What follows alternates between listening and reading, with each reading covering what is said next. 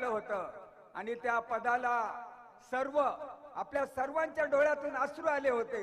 ज्या पद्धतीने जर आम्हाला सरळ पद्धतीने सांगितले असतं क्षणात बाळासाहेबांनी कधी पदाचा विचार केला नाही, क्षणात आपली पद सोडून दिलेली आहेत, परंतु ते आपलं पद पक्षप्रमुखांचे जे खाली केलेलं आहे आणि तेच प्रत्येक नागरिकांच्या अगदी मनामनामध्ये बसलेलं आहे। तर या टाइमाला परिवर्तन म्हणजे आपले पक्षप्रमुख आदरणीय उद्धवजी ठाकरे साहेब यांना पुन्हा एकदा महाराष्ट्राच्या तख्तावरती महाराष्ट्राचा मुख्यमंत्री म्हणून आपल्याला पाहायचं आहे। आणि म्हणून नागरिकांना उमेदवार कोण आहे ते आपल्याला बघायचं नाही, आपली मशाल धगधगती ठेवण्यासाठी आपल्या स्वतःच्या हृदयामध्ये आपली मशाल पेटली पाहिजे, त्यावेळेसच दुसरं चिन्ह आपल्याला कधीही दिसणार नाही। परंतु ज्या रायगडामध्ये मी राहतो त्या रायगडावरती ज्यावेळेस राज्याभिषेक झाला आणि शिवरायांना प्रश्न केला की महाराज तुम्ही राज्याभिषेकासाठी रायगडच का निवडलात, त्यावेळेस शिवरायांनी जे दिलेलं उत्तर होतं अगदी मार्मिक उत्तर आहे।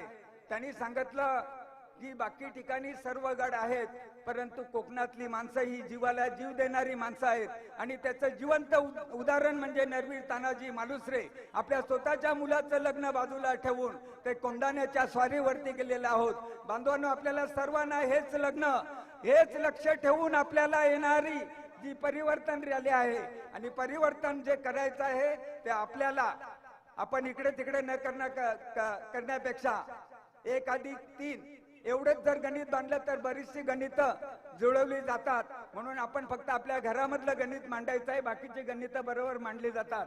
आणि आदरणीय हिंदू हृदय सम्राट यांनी सांगितलं, पत्रकारांनी हिंदू हृदय सम्राटांना एक प्रश्न केला, साहेब तुम्ही भगवा ध्वज नेमका का निवडलात, त्यावेळेस आदरणीय हिंदू हृदय सम्राट यांनी जे दिलेलं मार्मिक उत्तर आहे की ना माझा भागवत धर्माचा भगवा ध्वज, ना शिवरायांचा भगवा ध्वज, ना ज्ञानेश्वरांचा, ना तुकोबारायांचा, कारण उगवणारा सूर्यनारायणाचा उदय भगवा असतो आणि मावळणाऱ्या सूर्यनारायणाचा रंग भगवा असतो।